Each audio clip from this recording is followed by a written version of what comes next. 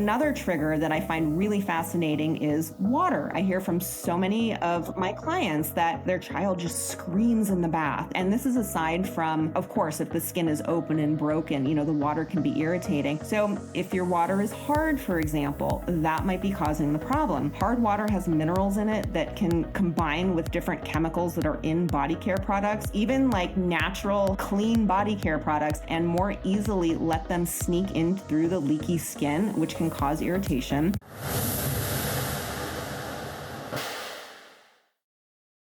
Jen, I am so excited to have you back here on the show. It's like the Jen and Jen show from when we were in grad school. I love, I will share with you, and I think the audience will appreciate this. Most clients, when they ask me about you, they're shocked that we actually know one another because we went to grad, and I'm like, no. We went to grad school together, and we both had this interest in skin, just kind of in different populations, which is why I love having you here, because I don't work with kids. You do. And I know that one of the biggest issues and factors is itchiness.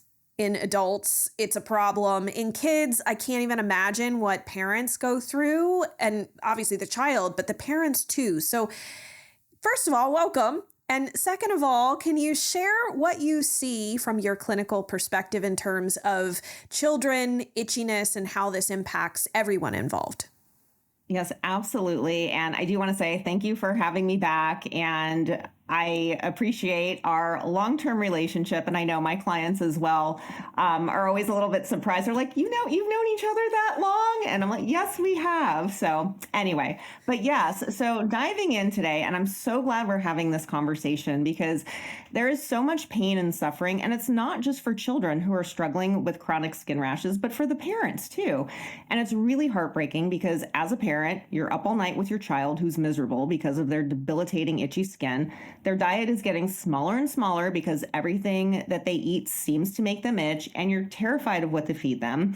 Antihistamines don't seem to help. Prescription creams might not even be helping much, if at all. And you feel helpless. You've tried everything, nothing's solving the problem. You're exhausted, you're stressed, you're anxious, and you feel guilty because you can't help your child and you're completely consumed with trying to.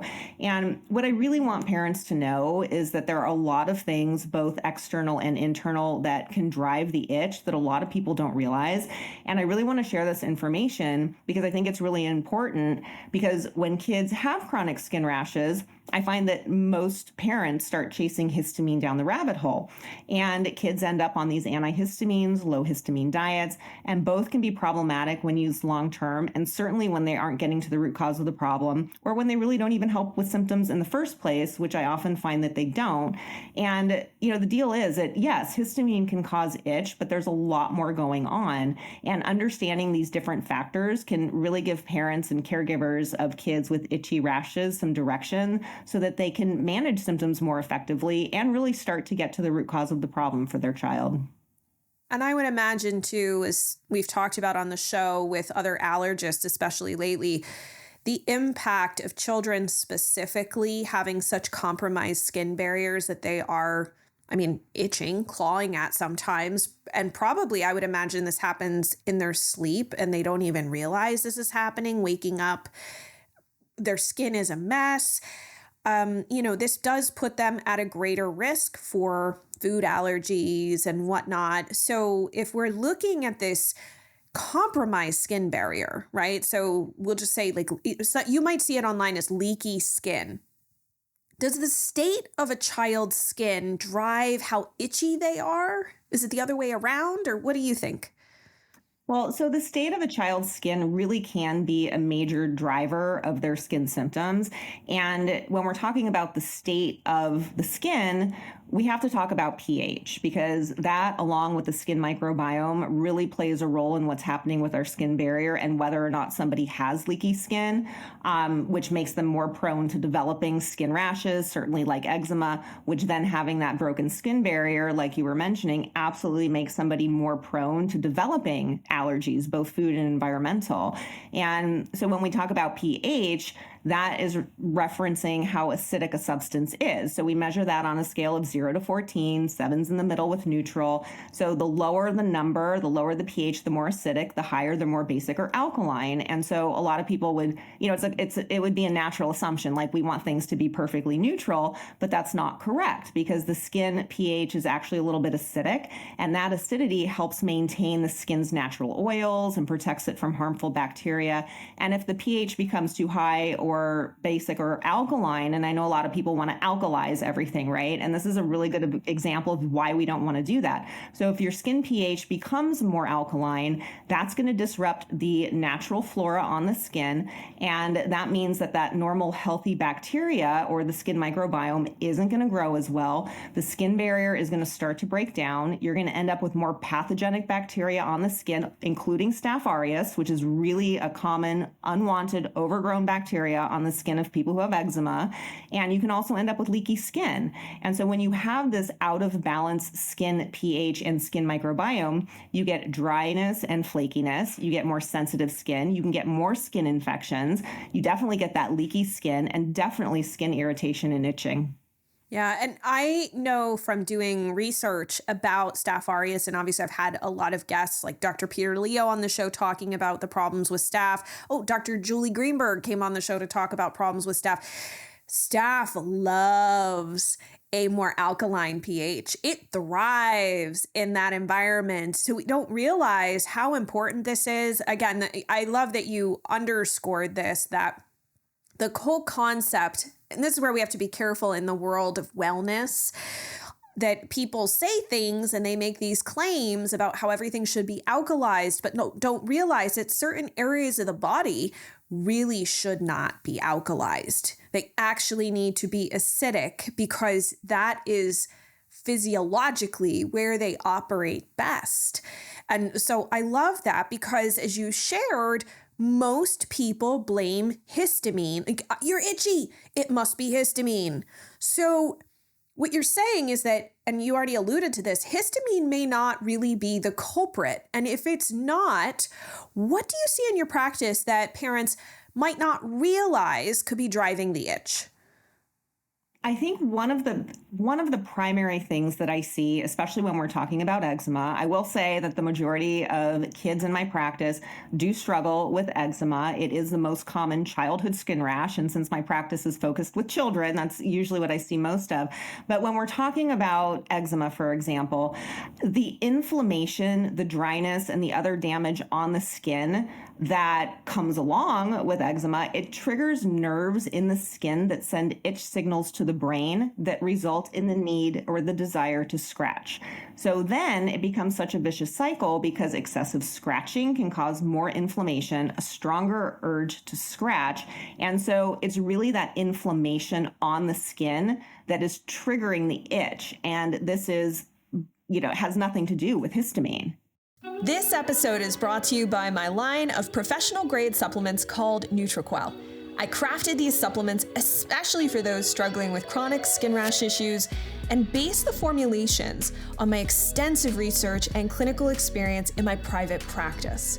They are made from the highest quality ingredients and tested to be free of different allergens so that you can support your gut, liver, and overall health with the formulas that I've found work best for my skin rash warrior clients without triggering a flare.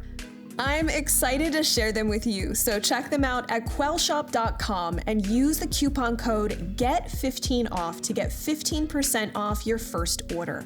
I'll put a link in the description below, and now let's jump back to the video.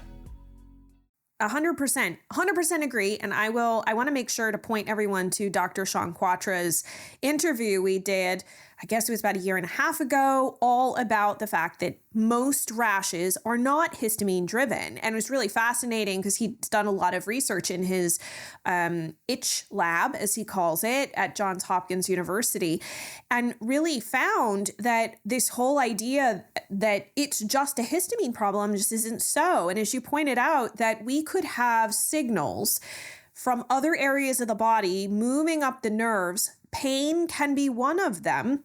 that gets mistranslated in the brain as itch. And that we also get signals. I know we're going to mention this because we've talked a lot about the gut, and we'll talk a little bit about it today, but we have other episodes we can link up where you've discussed this in children. But that you could have issues within the gut that are translated and sent up the vagus nerve to the brain. The brain reads that discomfort, that inflammatory picture, and sends it back out to the system as itch. So I think this is a really important message because I don't have kids, but I have this deep-seated empathy for parents who are you just want your kid to be well. You just want them to sleep through the night. And it is so hard. And even I would argue, and maybe you can speak a little bit to this, Jen, but like devastating to parents to see their child suffering this much. It's so devastating. And I hear from so many parents, it's just the guilt, feeling like they've done everything. They don't know where to turn. They don't know what to do next. So they've literally done everything. And at the same time, they feel like they haven't done enough. And sleep is such a huge issue. And for biochemical reasons, itch gets worse at night. So a lot of these families, the parents co-sleep with their children. I can't even count how many clients I have that tell me that they co-sleep with their child, parent on either side, holding their arms down so they don't scratch all night. And if they're not literally watching their child 24/7, they draw blood. Child wakes up in the morning with bloody sheets. It is absolutely devastating. And again, parents continue to chase whatever they can. And it's this histamine factor down the rabbit hole. And I also see so many of these children on different types of antihistamines, which if they help, great, let's get your child some relief. That's what they're there for. At the same time, so many of these antihistamine medications, even over the counter prescription ones, they don't help with the itch. Sometimes I find that they help somebody get more sleep. And this is a question that I ask my clients, if they are on antihistamines, okay, is it helping with the itch or is it helping them sleep? Because there's a difference there. And then that is also a clue for me to help me determine what is actually driving the itch. Is it histamine? Because of course there are certain things that, when we're talking about skin rashes, yes, there can be histamine components. A lot of times they're not. And so that is a clue. If the antihistamines help with the itch, okay, there's a histamine component. If they're not helping with the itch, there's a lot of other things that could be happening. Yeah. And when we talk about those other things, I think it's good to kind of separate it from like the external of what's happening outside of the body and then the internal. At least that's kind of my approach, outside in, inside out. So in terms of external triggers that maybe parents haven't necessarily heard of, what are those that may be making their kids itchier? There are countless things that can be going on from an external perspective contributing to the problem. Some of the more common ones are clothing and fabrics that can cause itching. In particular, two of the most irritating fabrics to avoid are wool and nylon. Both have fibers that can be like prickly and rough and make your child's skin itchy. Some people are allergic to wool, which definitely can make itching worse and even cause hives. So, in general, avoid synthetic fabrics because they are going to cause more itching and skin irritation. Some fabrics to choose instead. Cotton is helpful for some people. It breathes, it absorbs sweat, it's easily washable. Some caveats with cotton, though. Always read labels because some things that are marketed as cotton actually contain significant amounts of other materials like polyester. So irritating. Look for 100% cotton. Also look out for dyes in cotton clothing because those can increase the risk of a sensitivity reaction. Linen can be an option. It's natural fabric. It's gentle. It's soft, light. It's breathable. Some other fabrics that work really well for a lot of my clients, they have fabrics that are laced with zinc. Zinc is anti-itch and also can be antimicrobial, so that can be really helpful as well. And some other things to really avoid. And this seems like a common one, but I do hear often that people kind of don't think about it necessarily. A lot of people do, but a lot of people don't. But laundry soaps and dryer sheets. Laundry detergents are common triggers for skin rashes. They contain harsh, irritating ingredients. They include fragrance, allergens, and dyes. So always go for free and clear products. And then fabric softeners and dryer sheets, they're usually fragranced. Just avoid them completely. There's no need for them. Another trigger that I find really fascinating is water. I hear from so many of my clients that, their child just screams in the bath. And this is aside from, of course, if the skin is open and broken, the water can be irritating. But even aside from that, a lot of kids are super irritated by water. So if your water is hard, for example, that might be causing the problem. Hard water has minerals in it that can combine with different chemicals that are in body care products, even like natural, clean body care products. The hard water, those minerals can combine with those chemicals and more easily let them sneak in through the leaky skin, which can cause irritation. Hard water is also alkaline, right? While the skin is acidic, so that can be irritating too. So a lot of my clients do find it helpful to get a water softener and even a water filter in the house. And Jen, I want to add to this because this was one sneaky way that I figured out that my water here in my house where I live is hard, is that I would get this weird, hard, whitish buildup around the edge of the faucet. And even like I have one of those kind of metal countertop water filtration things because we have a lot of chlorine and other things in our local tap water. And even around the edge of the little spout, again, really thick, hard, crusty. That's a sign that you have a lot of calcium and other things in the water, which I didn't realize until I did a hair tissue mineral analysis test. And it came back with really high calcium. And actually, everybody knows Krista Bigler. She was doing this on me. And she's like, do you have hard water? And I was like, I don't know. And she asked me, do you have these rings around your faucet? And I was like, actually, I do. I never would have guessed that tap water could be hard. So there you go. It can be hard even if you have tap water. I didn't realize that, but that's how I figured it out. So 100% agree with you there. And what about the weather? I mean, I've heard from clients who are like, I swear, I feel like the weather impacts my skin, and that if they go on vacation, say to a different area, like maybe they go to the beach and it's hot and humid, or they go to the desert or someplace else, they feel like their skin totally changes. So do you find that could be a factor?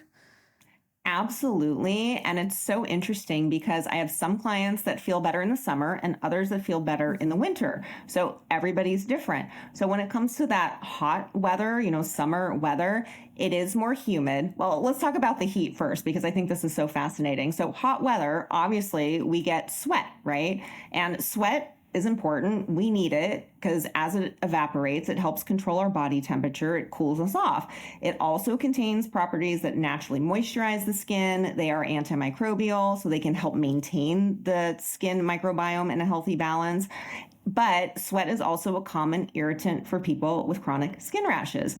Sweat actually can increase fluid loss in people that have broken skin and leaky skin, which makes their skin drier. And then the sodium in sweat can also increase itching and stinging.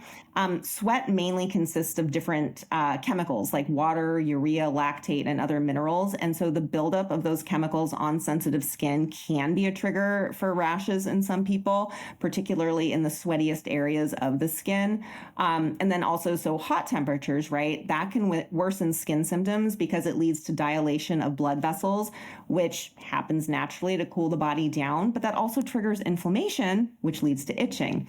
The sun also, generally speaking, is our friend. And so this can be, another reason why some people might do well in warmer weather, because Vitamin D is made when the sunlight hits our skin, and there are some significant correlations between low levels of vitamin D and a worsening of chronic skin rashes like eczema.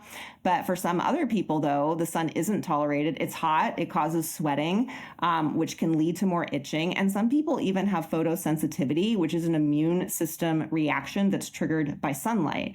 And so now when we're talking about those dry, cooler climates, so low humidity and cooler temperatures, lower levels of filaggrin. Filaggrin is a protein in the skin that's critical for maintaining the skin barrier, and low levels are a key factor in developing chronic skin rashes, certainly like eczema, because this contributes to skin barrier dysfunction and leaky skin, which of course can cause more itching. So in people that do, and possibly people, that have lower levels of filaggrin might do better in the warmer temperatures because of that issue with the cooler temperatures, lower humidity, really affecting that filaggrin protein. That is fascinating. I did not know that. But that is, see, this is why I love doing the show, because and even you and I mean, we talk like every week, and we share things, and you learn and pick up different things from different individuals and we all benefit from it. So I'm glad that you actually shared that, because, then when it comes into being in these different environments, a lot of times I'm sure parents are also, well, I don't know where they stand on, I think as adults, we use a lot more personal care, skincare products. I know I certainly do. I would think that there are, we talked about the fragrances and other concerns with laundry detergents and such, but is it possible there could be ingredients, even in like, say, natural skincare, that could be a problem that drives itch in little kids? Absolutely. And trying to figure out what skincare product is going to work best for your child is probably one of the biggest challenges that my clients go through and experience. And just to start off talking about the skincare products, many on the market are not pH balanced for the skin at all. Remember, again, the skin pH is acidic, and most skincare products out there are more alkaline, which is going to shift the skin's pH to more alkaline, damage that skin barrier. You're going to get leaky skin, more skin infections, and that disruptive itch. So 3 of the products, or I should say ingredients, that I recommend avoiding, and these are actually natural, so we'll shift over to natural for a second, but coconut oil, number 1 thing that I don't recommend using topically. It's a potent antimicrobial. It can disrupt the skin's healthy flora because of that.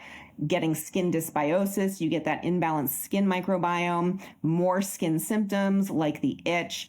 Essential oils are in a lot of natural products out there, and these can cause rashes and allergic reactions.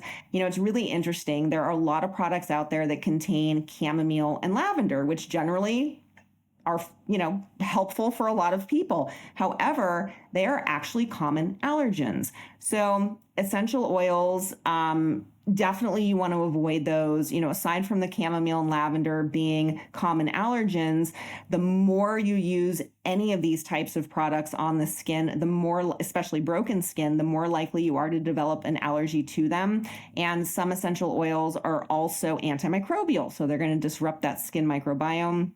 And then a big one that I recommend avoiding, especially for little kids, especially if they haven't eaten these foods yet, are food-based products, using them topically. So if your child has a broken skin barrier, if your child's struggling with eczema, they are a lot more likely to develop food allergies through that broken skin barrier. It's a primary mechanism for the development of food allergies.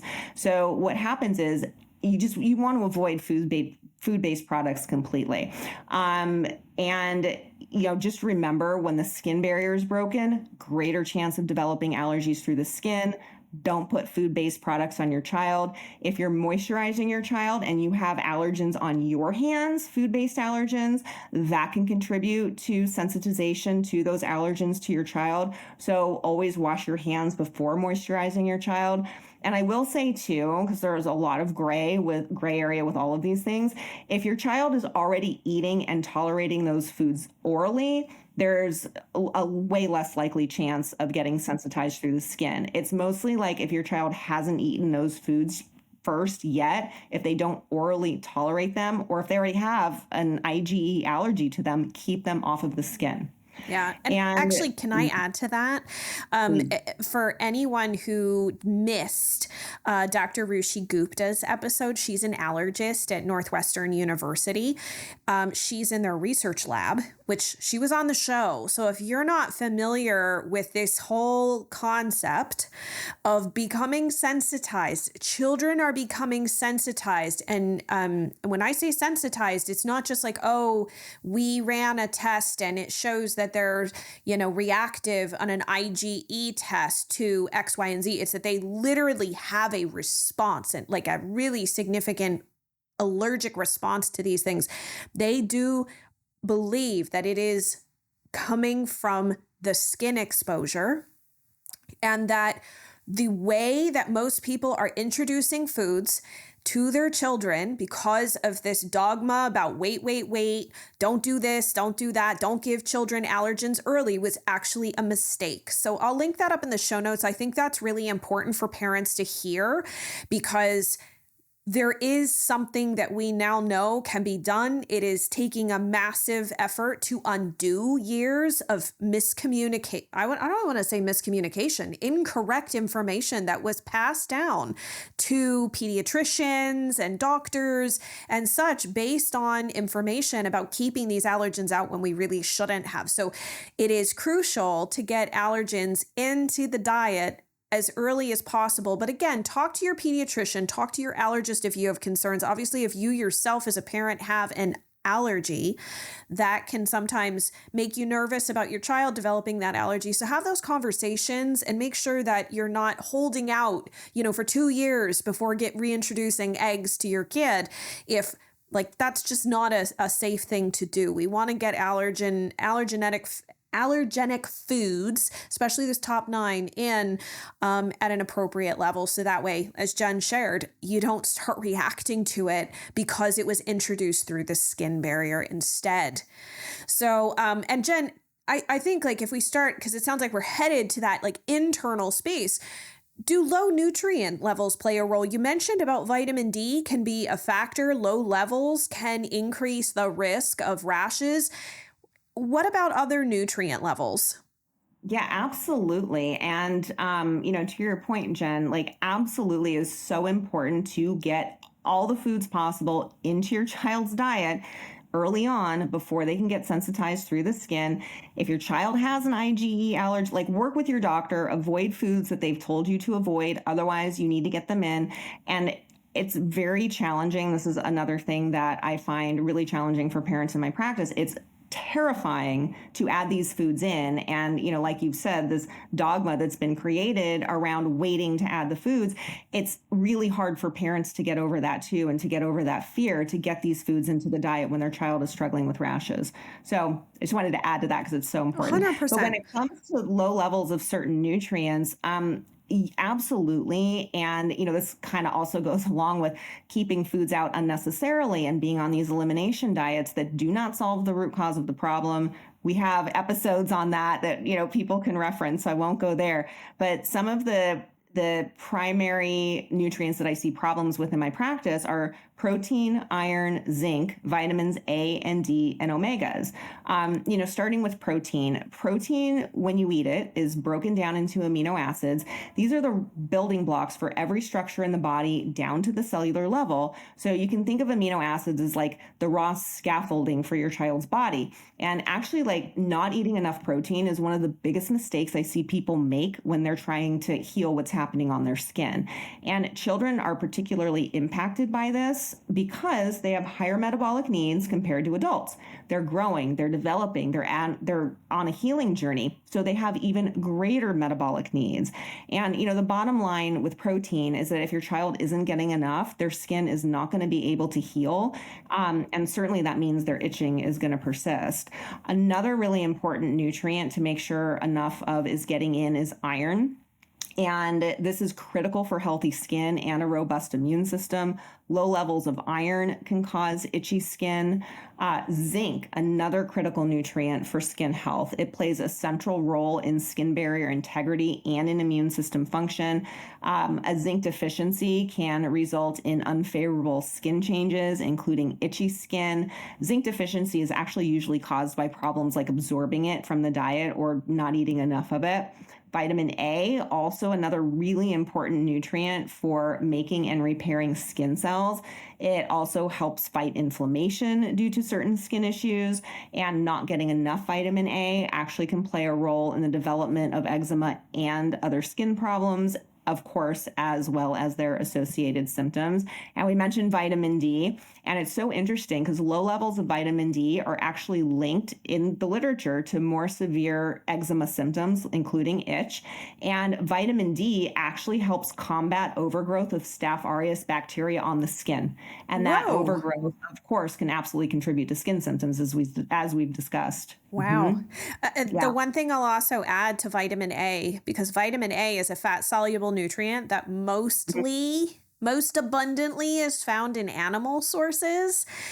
A lot of people, and I don't know what it is, I think it's our community of people, unfortunately, who are not well. A lot of people cannot convert beta carotene very efficiently to vitamin A. So if you're assuming, oh, look, it says vitamin A in my child's multivitamin, and this goes for an adult, you're probably not getting nearly as much as you would hope for. I tend to find, I know in kids, it's harder to do a lot of labs because it's hard to prick kids, you know, they a lot aren't tolerant of that, but adults, a lot of adults, the vitamin A level is low. So just be aware of that. I think that's always a factor. I'm like, look, let's just keep in mind, you might have a hard time making that conversion. And some people genetically just struggle with that. So I think that's something to potentially consider. Sometimes when we're making choices about what type of nutrient we're gonna take. So diving into those internal factors, what are some things inside the body that could be going on that could be involved with itch? So I'll mention two. There's so many different ones. So I do want to talk a little bit more about food allergies because they are so often looked at as the root cause of the problem. And what I really want people to know is that food allergy and eczema are two completely different health problems. Food allergies actually affect about 30% of kids that are struggling with moderate to severe eczema, and we're talking about those IgE, food allergy reactions, like diagnosed IgEs. So that 30%, that means that a bigger chunk of kids that have eczema do not have true food allergies. So food allergy skin symptoms typically result in hives, which is different from something like eczema. But what happens is the inflammation that allergies cause can make eczema worse because eczema is an inflammatory skin condition. And the other probably major internal cause of the problem that I see are issues in the gut microbiome. And, in particular, parasites, H. pylori, candida, all of these can cause itchy skin, again, in the absence of histamine. It's really interesting, too, because with parasites, there's a really strong connection between cases of chronic hives and parasitic infections. And if your child has high eosinophils and high IgE on lab work, particularly without identified food or environmental allergies, which I see a lot in my practice, parasites could be the culprit. There was a study that actually found there was a prevalence of parasitic infections, and this was both in adults and pediatric patients. So of the patients that they looked at with chronic hives, 75% of them actually had parasitic infections. H. pylori can also be a cause of chronic hives. And then candida can contribute to increased IgE levels in people with chronic hives, and it can also cause hypersensitivity reactions leading to itch. Mm-hmm.